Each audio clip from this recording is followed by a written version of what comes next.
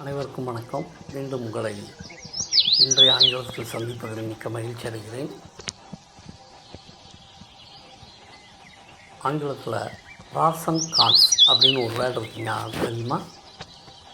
ப்ராஸ் and cons, PROS CONS, pros and cons அப்படின்னா, ப்ராஸ்னால் சாதகம், கான்ஸ்னால் பாதகம், சாதக பாதகங்கள்.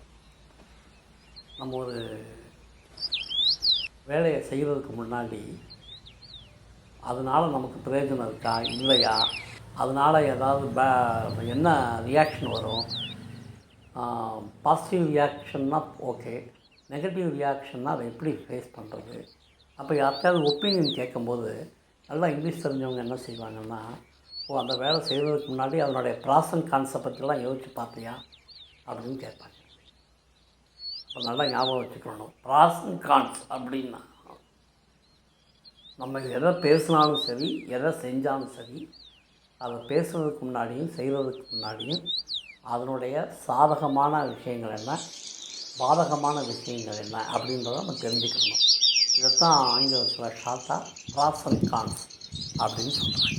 இது ஒரு முக்கியமான வேலை, ஞாபகம் வச்சுக்கோங்க.